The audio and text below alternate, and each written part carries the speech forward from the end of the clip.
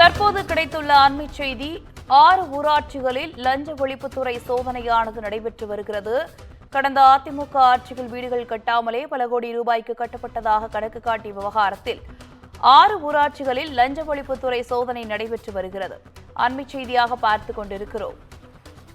கூடுதல் விவரங்களோடு இணைகிறார் செய்தியாளர் கந்த பழனிவேல். வணக்கம் கந்த பழனிவேல், விவரங்கள் என்ன? வணக்கம் சாரா. கடந்த 2016ஆம் ஆண்டு முதல் 2020ஆம் ஆண்டு வரை நடைபெற்ற அதிமுக ஆட்சி காலத்தில் உள்ளாட்சி அமைப்புகள் கலைக்கப்பட்டு புதிய உள்ளாட்சி பிரதிநிதிகள் தேர்ந்தெடுக்கப்படாத நிலையில் ஊராட்சிகளுக்கான பணிகளை தனி அலுவலர்கள் மற்றும் மேற்பார்வையாளர்கள் தலைமையில் ஊராட்சிக்கான பணிகள் நடைபெற்று வருகிறது. இந்த காலகட்டத்தில் தான் பிரதம மந்திரியின் வீடு கட்டும் திட்டத்தின் கீழ் குடிசை வீடுகளை கான்கிரீட் வீடுகளாக மாற்றும் திட்டம் செயல்பட்டு வந்தது.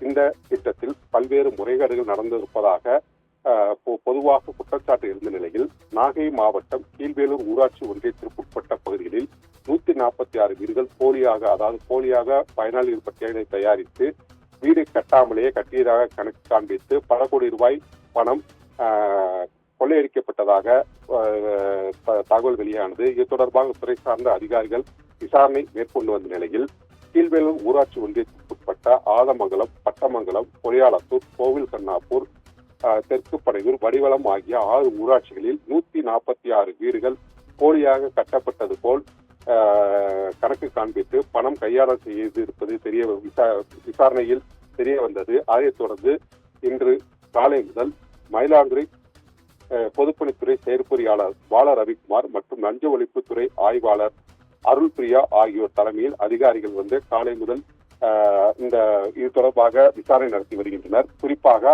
ஆதமங்கலம் ஊராட்சியில் பல இடங்களில் போலியாக பயனாளிகள் தேர்வு செய்து வீடுகள் கட்டப்படாமலே பணம் கையாளல் செய்திருப்பது இந்த அதிகாரிகள் விசாரணையில் உறுதிப்படுத்தப்பட்டுள்ளது.